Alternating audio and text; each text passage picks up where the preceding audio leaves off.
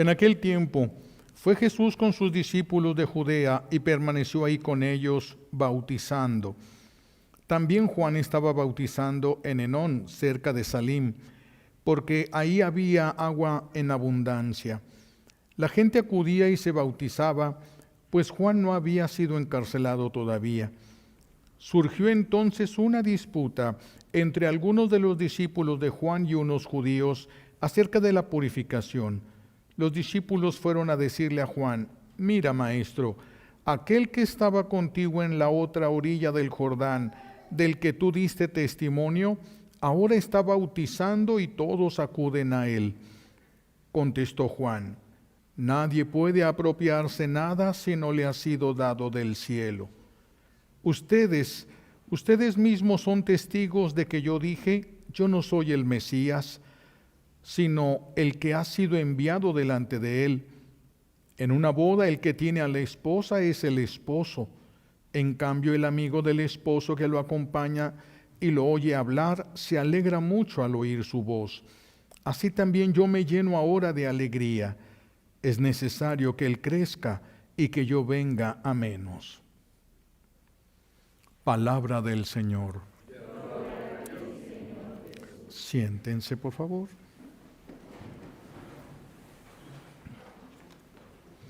Gracias.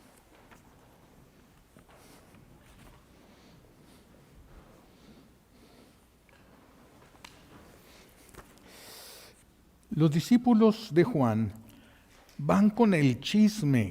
Fíjense cómo desde cuando había chismes. Luego les explico lo que son los chismes.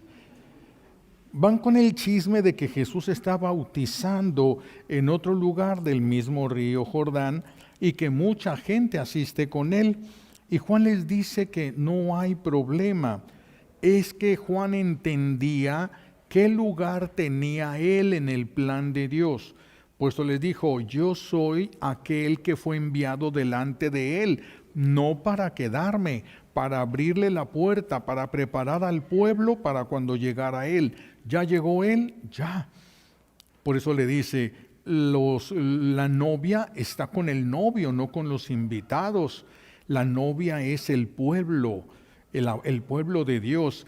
Por eso dice, la novia está con el novio, no con los amigos del novio. Es bueno que estén ellos allá. Es bueno que él crezca y que yo disminuya, porque así lo había dispuesto el Señor. Así lo había dispuesto. Pero qué difícil es eso, aplicarlo nosotros en nuestra vida. Esto, que nuestra vida solo sirva para darle gloria a Dios, no para nosotros, no para nuestra felicidad, no para nuestro bienestar, no para buscarnos a nosotros mismos. Es necesario que todo esto sea, toda nuestra vida sea para la gloria de Dios. Cada vez se note más nuestro buen Dios en nosotros, se vaya notando en nuestra vida, que empecemos a dejar de vernos nosotros y se empiece a reflejar más Él en nuestra vida, que el que venga a nosotros conozca algo de Dios, porque Dios está en nosotros, aunque no hablemos mucho, con que Dios esté en nosotros, con que Él esté en nosotros. Pero hay algo muy inquietante, ¿verdad? A mí me resulta muy inquietante. Fíjense, en la actualidad, ahorita, en estos tiempos que estamos viviendo, hay aproximadamente 8,000 millones de personas en el mundo. 8,000 millones. ¿Cuántos católicos hay entre esos 8,000 millones? Nada más hay de católicos 1,5 millones. Fíjense que son muchísimo más los que no son católicos que los que son católicos. Hay 1,5 millones ahorita, nada más ahorita, de católicos. Y la historia de la iglesia, ¿a cuántos les ha reconocido la santidad? 10,000. Miren el número que somos. Vean qué poquitos santos hay. ¿Por qué? Porque todos piensan igual que nosotros, como si la santidad fuera para los demás y no para nosotros. Todos estamos llamados a la santidad, todos estamos llamados y sin embargo reconocidos por la iglesia. Sí, algunos hablan de 10,000, otros se van un poco más largo y hablan de unos 20,000 aproximadamente, aunque no estamos hablando que sean los únicos santos que hay en el cielo, no, son los reconocidos por la iglesia, pero hay miles y miles y miles de santos y mártires anónimos. Hay algunos que vivieron la santidad, pero no se les notó. Vivieron un tiempo de purificación, pero no se les notó. Algunos vivieron incluso el martirio, unos el martirio derramando su sangre. Ahorita en África están pasando mucho. Otros sin derramamiento de sangre están viviendo un martirio y son santos desconocidos. Así de que cuánta multitud, dice San Juan, una multitud incontable son los que van a entrar en el reino de los cielos. Una multitud incontable. Pero eso de la multitud incontable solamente es durante la gran purificación. Juan no dijo, vi una multitud en el cielo. No, venían entrando. ¿De dónde vienen? Y le dijeron, vienen de la gran purificación. Se han lavado con la sangre de Cristo. Por eso se habla que viene un tiempo de muchos mártires, Así de que no es que nada más existan 10,000 santos, 20,000 santos, no, de los que la iglesia les ha reconocido. Y para que la iglesia reconozca a alguien la santidad, primero, la primera prueba que se hace es las virtudes en su vida familiar, en su vida laboral o en su vida religiosa de consagrados. Primero se hace un estudio y se habla con todas las personas con las que convivieron para ver si vivieron las virtudes. Aquí ya estamos tronados todos nosotros. Pero se hace primero. Si se le encuentran virtudes, se le considera siervo de Dios, sierva de Dios. Pero para que sea beatificado, eso lo tiene que decir Dios. ¿Cómo? A través de un milagro. Un milagro que no es nada fácil. El milagro se realiza, pero hay lo que se llama un abogado del diablo, se le llama. Ese va a buscar el milagro y revisa a ver si ese milagro es auténtico. Se va a parar aquí un ratito esto.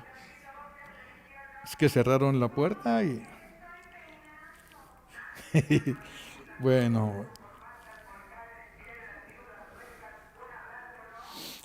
entonces se hace el milagro y estas personas revisan qué posibilidades hay de que sea un auténtico milagro. Por ejemplo, alguien sanó de qué sé yo, una migraña que tenía muy fuerte por muchos años y no sabía ya qué hacer.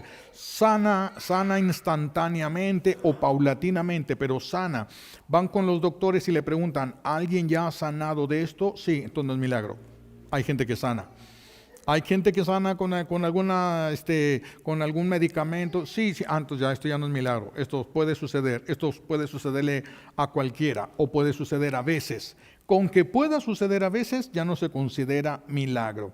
Por eso se dice que son dos milagros. El milagro que Dios hace por esta persona para comprobar que está con él, y el segundo milagro es que la iglesia reconozca ese milagro. Son dos milagros. Entonces viene el milagro fuerte. Hemos hablado mucho de el milagro de ¿cómo se llama? De San Juan Diego, aquí en México, para la beatificación de él, donde un muchacho se avienta de un tercer piso, la mamá le clama a Juan Diego para que le ayude, el muchacho cae de cabeza, se estrella toda la cabeza, lo llevan al hospital y pues la mamá está pidiéndole a Juan Diego, pero sale no sé qué, salió alguna cosa a la mamá, y cuando regresa, ya iba a regresar y el muchacho se despierta, se quita todas las cosas, se levanta, se viste porque tenía hambre y quería ir a comer. Sin ningún problema en la cabeza, sin ninguna cicatriz, nada. Entonces le preguntaron a los doctores, ¿ha sucedido alguna vez? Jamás. Jamás ha sucedido. Estos golpes tienen estas consecuencias. En los estudios que le hicimos, él tenía esto. Es imposible. ¿Es imposible para la ciencia? Entonces viene de Dios. No tiene explicación, viene de Dios y se le consideran beatos. Beatos. Después se sigue el trabajo hasta que viene otro milagro para la canonización. Hizo Dios 2 milagros a través de esta persona, este es un santo. Pero es Dios el que es la firma de Dios, este está conmigo, el milagro que Dios hace que deja asombrada a la ciencia. Entonces no es fácil por eso la santidad. Y hay muchos que murieron con ciertas imperfecciones de carácter, de voluntad, etcétera, y por eso no pudieron irse inmediatamente al cielo. Entonces algunos tuvieron que ir al purgatorio y efectivamente no eran santos, porque faltó purificar algunas cosas, pero van al purgatorio, algunos ya terminaron y ya entraron en el reino de los cielos. Entonces, pero fíjense, por eso hay muchísimos santos, pero que la iglesia haya visto el milagro de Dios, todos hacen milagros, todos los que están al cielo, Dios les concede un montonal de cosas porque ya están con Él, pero no todos están estudiando, por eso no se sabe cuántos santos hay allá en el cielo, pero de la iglesia, repito, reconocidos aproximadamente 10,000. Fíjense nada más, pero estamos hablando de 8,000 millones de personas.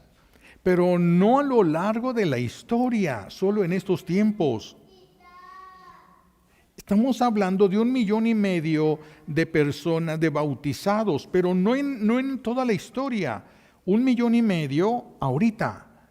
Es decir, esta cantidad se ha repetido muchas veces desde hace 2,000 años que empezó la iglesia. ¿Por qué tan poquitos santos? ¿Por qué tan poquitos santos? Es algo que deberíamos de pensar.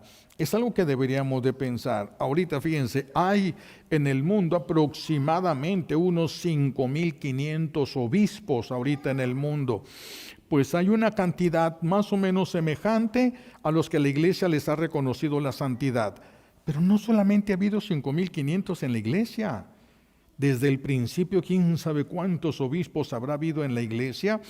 Y no sabemos cuántos estén en el cielo, seguros de estos que la iglesia ha canonizado por los milagros que Dios ha hecho. 5,500 ahorita obispos. Por lo tanto, canonizados más o menos es esa cantidad.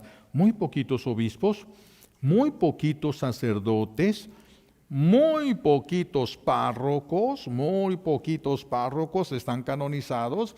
El santo cura de Ars es de los poquitos párrocos que están canonizados. Vean nada más, qué tristeza, la iglesia que debería de reflejar la unidad y la santidad no refleja ninguna de esas dos cosas, ni la santidad ni la unidad. Nos vivimos agarrados del chongo los unos con los otros, nos falta mucho todavía que vivir. La vocación de la iglesia es esa. Jesús dijo, sean santos, así como su Padre Celestial es santo.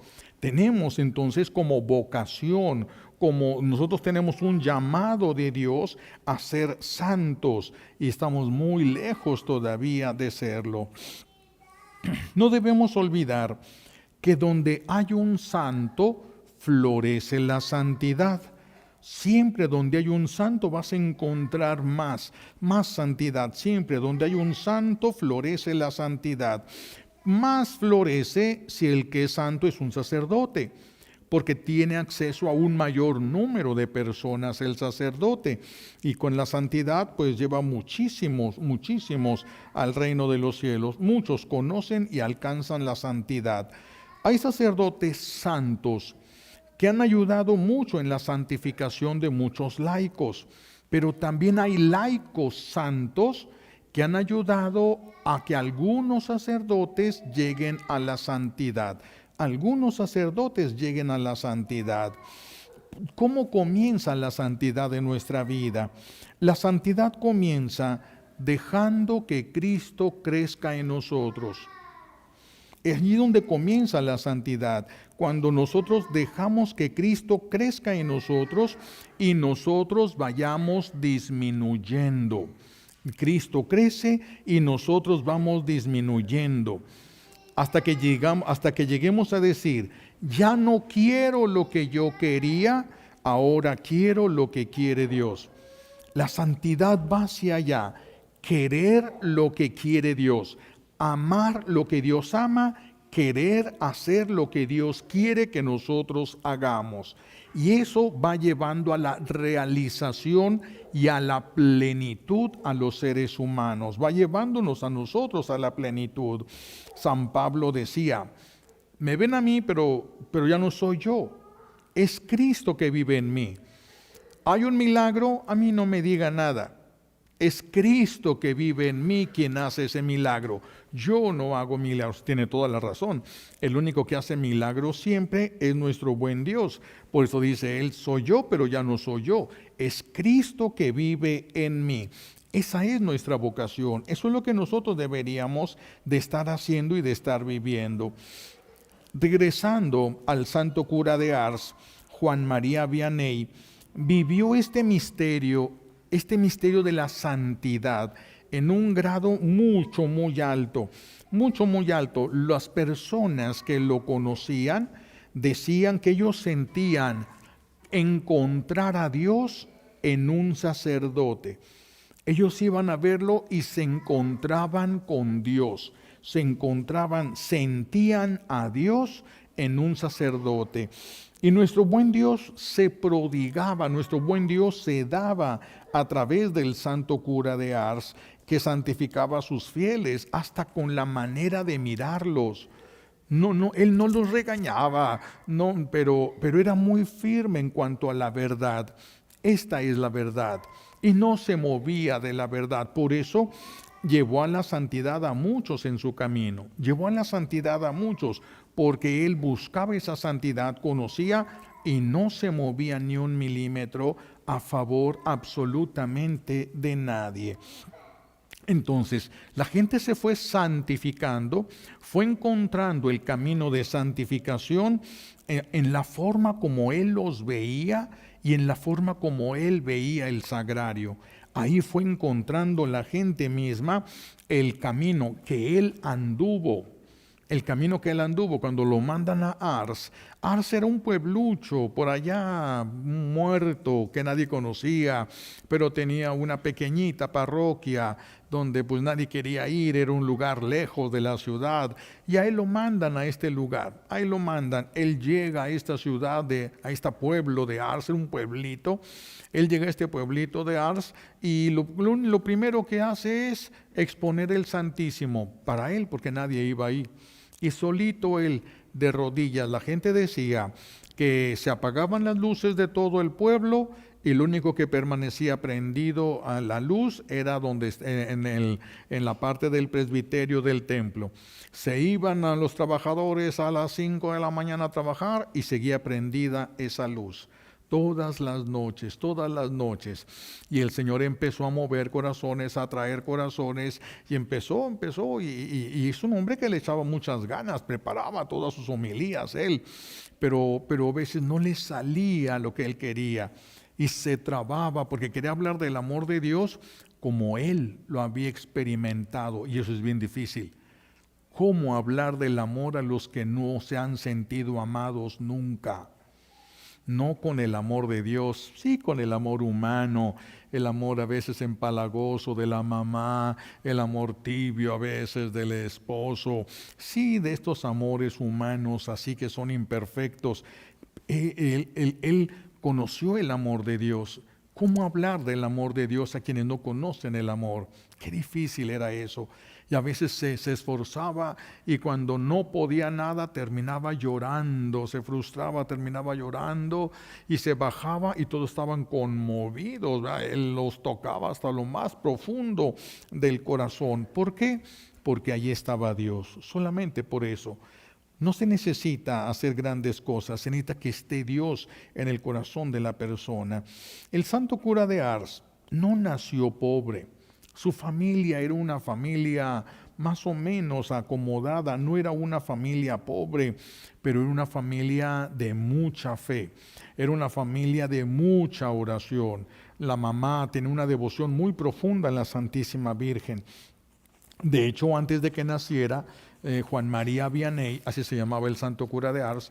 Antes de que él naciera, los papás de él le daban de comer a todos los pobres que pasaran por Ars, a todos. Le llegaron a llamar su casa la casa de los pobres, la casa. Pero fíjense nada más la grandeza de esto, las bendiciones cuando uno hace el bien por amor a Dios, aún como los papás, ellos no habían experimentado el amor de Dios, solo habían oído igual que tú y yo, solamente de oídas lo que es el amor de Dios, solo lo que otros sí han experimentado y que sabemos lo que sucede, pero que no nos ha pasado. Pues estos, entre aquellos que les dieron de comer o algún alimento a los que pasaban ahí por Ars, llegaron a darle algunos que llegaron a la santidad. ¿Verdad? San Benito José Labre, por ejemplo, es uno de los que llegó a la santidad. Y él fue el que les dijo, un día aquí va a estar alguien que va a hacer que este lugar sea grande. Y después van a ser van a ser Juan María Vianney, que será el santo cura de Ars. Y él nace, pero no en tiempos bonitos, no en tiempos de mucha fe, nace en tiempos de persecución religiosa. Sí, ese tiempo, y que también pasamos aquí en México, ese tiempo los sacerdotes para poder celebrar misa se escondían. Pero si se daban cuenta los del gobierno que había un sacerdote celebrando misa, iban por él, lo agarraban y lo fusilaban. Entonces celebrar misa era ponerte en riesgo de que alguien te traicionara, llegaran por ti y te mataran. Y entonces esta familia del santo cura de Ars lo llevaban, se iban lejos, hasta donde ellos se daban cuenta, pues le daban de comer a mucha gente, donde había sacerdotes que estaban celebrando escondidas. Y llegaban a este lugar, se celebraba la Santa Misa y de regreso, a veces horas de camino, buscando, no, bueno, cuando sabían dónde había una Santa Misa, no les importaba cuántas horas fueran de camino. ¿Se imaginan? Yo me he quedado pensando, ¿cómo celebrará un sacerdote que sabe que si celebra lo matan? ¿Cómo celebrará esa misa? ¿No sería una misa común y corriente? Si el sacerdote sabe que lo pueden matar si se dan cuenta, híjole, para celebrar tiene que tener un amor muy grande a la Eucaristía y una fe muy profunda. Y el santo cura de Ars vio la santidad de muchos de estos sacerdotes, los vio celebrando, ahora sí, como si fuera la última misa, la última oportunidad que iban a tener de celebrar, y así la celebraban. Entonces él vio muchos sacerdotes con un amor muy intenso, con una fe muy profunda, y él bebió de esto. Por eso es tan importante que los papás tengan amigos que vayan en camino de santidad. ¿Cómo vamos a encontrarlos? Eso es fácil, porque miren, si un borracho quiere encontrar otro borracho, ¿sabe dónde buscar borrachos? Claro. Un drogadicto quiere encontrar drogadictos, ¿sabe dónde encontrarlos? Claro. Un santo alguien que quiere ser santo, ¿sabe dónde buscar los santos? Claro que tiene que saber. Sí, claro, es que el Señor guía. Es que es nuestro buen Dios el que va guiando, depende de qué quieras. Porque si tú no quieres ser santo, si Él invierte gracia para que te encuentres, es una pérdida de tiempo. Nosotros necesitamos querer. A veces el Señor sí lo hace porque nos da oportunidades a todos, a todos. Su mamá va descubriendo que su hijo Juan María Vianney tenía una devoción muy, muy fuerte al rezo del Santo Rosario desde niño. Estamos hablando de un niño ahorita de unos 10, 11 años, pero una devoción muy grande. Él tenía un rosario que quería mucho porque rezaba mucho el rosario desde niño. Y entonces su hermana menor se lo pide. Y a él le duele el corazón. Para él era un instrumento de oración, un instrumento de encuentro con Dios. Y le duele. Y la mamá le dice, dáselo a tu hermana. Inmediatamente lo saca y se lo da a su hermana. Y la mamá le dice, en premio de lo que has hecho, y le regala una imagen de la Virgen que lo va a acompañar toda la vida. Él llevó la imagen de la Virgen esa que le hizo mamá toda su vida, la Virgen, y no era cualquier cosa el amor que le tenía. Por ejemplo, cuando se iba con su hermano al campo, su hermano era mayor que él. A ver quién llega primero a la orilla. Pues iban con el asadón, dándole a la tierra. A ver quién llega primero. Pues su hermano le ganaba siempre, era más fuerte. Entonces un día se le ocurrió a él y agarra la imagen de la Virgen y la pone al final del surco. A ver quién llega. Y llegó primero. Y llegó primero. El amor a la Santísima Virgen fue lo que lo catapultó a una santidad tan grandísima, en su vida, en su comunión, la forma como él comulgaba, la forma. Al Padre Pío, cuando celebraba la Santa Misa, aquel cáliz y aquel copón se transformaban. Ya no veía un copón y ya no veía un cáliz, veía a veces un niño, veía a veces a Jesús, como sucede en la misa, Jesús crucificado, y se quedaba contemplándolo, ya no a través de las especies del pan y del vino que eran. Cuando viene la transubstanciación, se queda la misma materia, pero ya es carne y sangre. Y esto el santo cura de Ars lo sabía, y él decía: cuando comulgo, siento un gozo que me corre por todo mi cuerpo. Lo mismo decía Santa Teresita: me estremezco, decía Santa Teresita. El santo cura de Ars decía: cuando comulgo, siento un gozo que me corre por todo mi cuerpo y me conmueve. No puedo más que decir, igual que San Juan. Está citando el momento después de la resurrección, cuando los apóstoles están pescando y se da la segunda pesca milagrosa. Cuando Jesús dice: muchachos, encontraron peces, no hay nada, echen las redes por la derecha y encontrarán peces. Echaron las redes y sacan tantos. Juan levanta la cabeza y dice: es el Señor. Lo reconoce, es el Señor. Él está allí, es lo que decía el santo cura de Ars.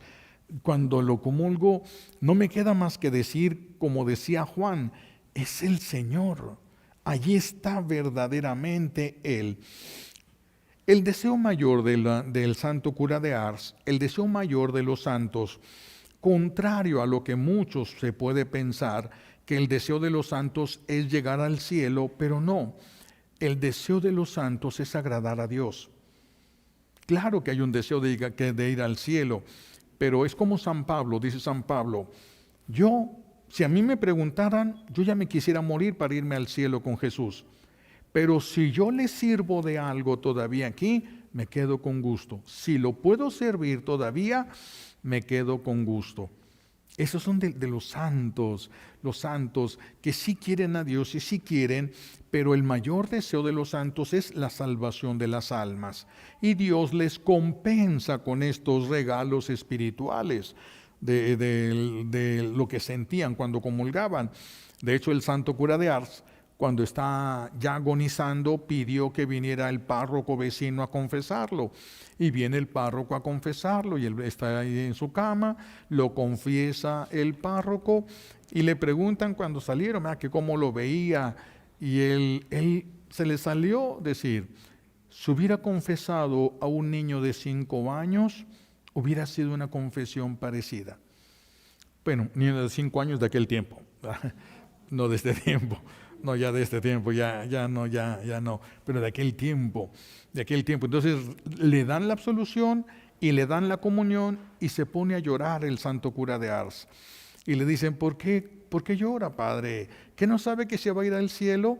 Pues él dice: yo sé, conozco el amor de Dios, yo sé que Dios me ama, pero ya no me lo voy a volver a comer. Ya no voy a volver a recibirlo en comunión. Cosas, ¿verdad?, de los santos. Pero bueno, del deseo mientras están en el mundo es la salvación de las almas. Este deseo lo necesitan los papás, las mamás, necesitan pedir este deseo, porque hoy se les quiere dar a los hijos lo mejor. Los papás le quieren dar a sus hijos lo mejor, privándolos de lo mejor. privándolos de lo mejor, los privan de Dios para que puedan hacer algo en el mundo.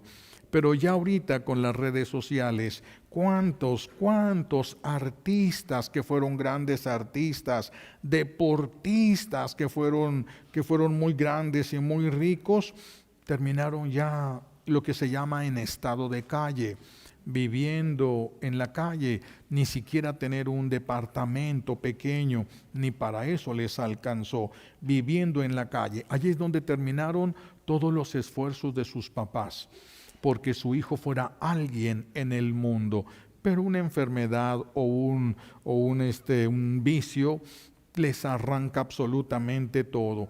Por eso les digo, lo mejor para los hijos es el camino de la santificación, el camino que los lleve al cielo. Eso es lo mejor que se le puede dar a los hijos. Pero muchos no, muchos incluso ni siquiera iban a la Santa Misa porque tenían que llevar a sus hijos a que jugaran. Y jugaron sus hijos y disfrutaron mucho su vida, pero la desperdiciaron porque no la usaron para lo que salvaba. Eso es desperdiciar la vida. No importa cuán felices lleguen a ser en este mundo. No importa cuán felices lleguen a ser en este mundo. Cuando los papás no son santos, son torpes. Porque la mente que no está iluminada por Dios es una mente pobre, limitada. Los papás, si no son santos, son torpes, van a estorbar en la santificación de sus hijos, van a estorbar en la salvación de sus hijos. Les pasa a los papás que no son santos, les pasa como a la osa panda. Yo no sé si ustedes hayan visto películas o documentales de eso. La osa panda cuida mucho a sus crías, pero muchísimo.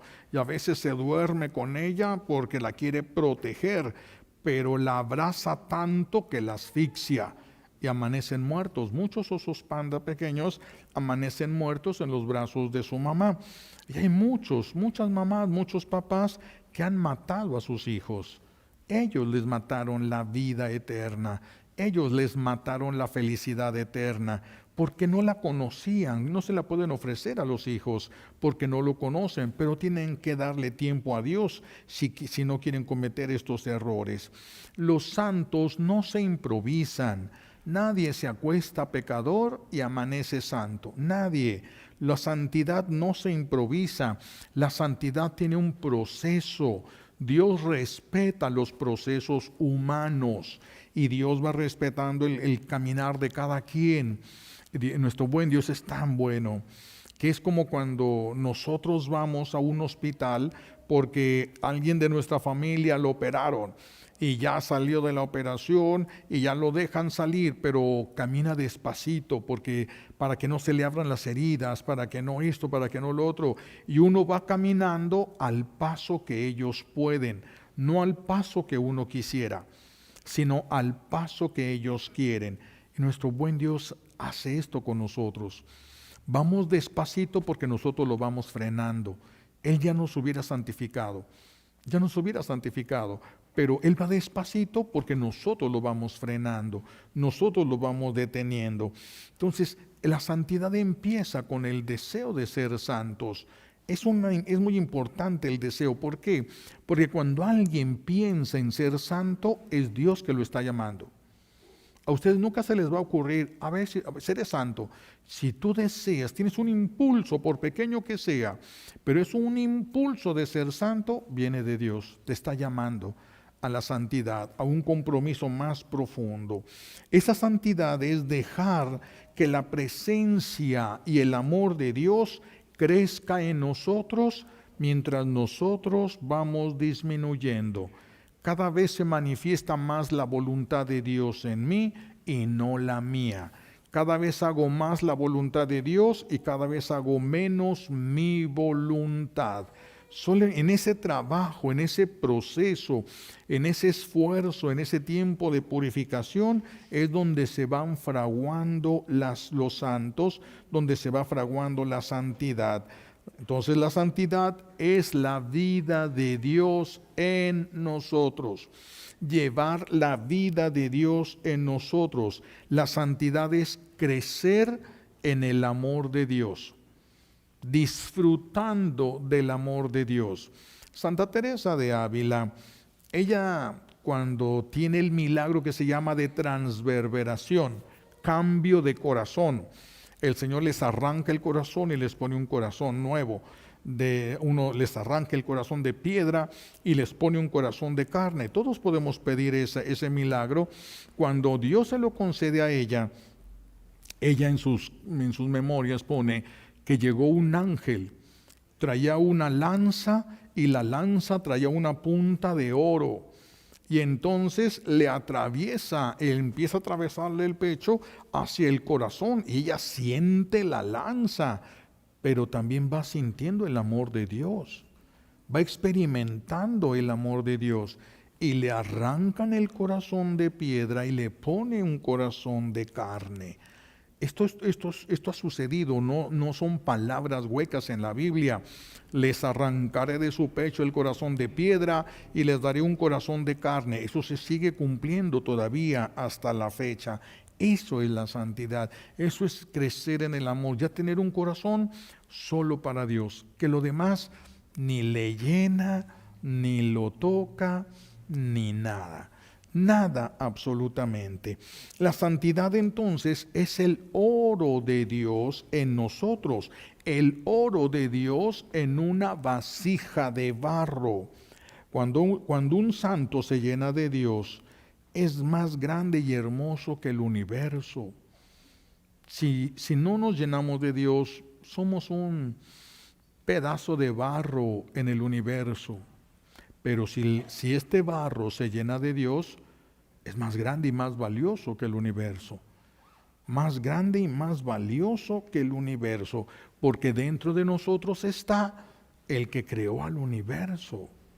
Por eso el ser humano entonces es más grande que el universo mismo. Pues a nosotros todavía nos duele pensar en renunciar a ciertas cosas, renunciar a ciertos gustos, vean que son cosas que simplemente nos están distrayendo, que no nos impiden avanzar hacia a lo que hemos venido nosotros a este mundo. Entonces es necesario que el mundo vaya disminuyendo en nosotros y vaya creciendo el cielo en nosotros, que cada vez se note más que somos verdaderamente hijos de Dios. Que fuimos de lo peor, sí, tal vez sí lo fuimos de lo peor, pero el Señor nos adoptó a pesar de eso y ahora nosotros queremos ser como nuestro Padre. Ese es el inicio de la santidad. Eso es el inicio de la santidad. La santidad no la vas a alcanzar por tus propias fuerzas. Tú haces lo que te toca, que no va a alcanzar para nada. Y Dios te regala la santidad. La santidad es un regalo, pero no se le va a regalar a quien no lo pide, porque si no lo pide no lo valora. Se le regala a quien busca la santidad. Entonces nosotros tenemos que pedir hoy la gracia de desear ser santos y que un día el Señor nos conceda la gracia de poder llegar a ser santos. Primero, querer. Tenemos que pedirle al Señor, ayúdame a querer de veras, pero verdaderamente querer ser santo para después poder ser santo. Es cuando el Espíritu Santo llena a la persona. Es tan fuerte que ya no hay nada importa sino aquello que Dios quiere o aquello que nos lleva a Dios, aquello que le agrada a Él. Pues vamos a pedirle a Dios Padre la gracia que primero, repito, que queramos ser santos y luego que podamos ser santos. Se lo pedimos por los méritos de Jesucristo en la cruz y por la poderosa intercesión de la Santísima Virgen María al pie de la cruz. Alabado sea Jesucristo.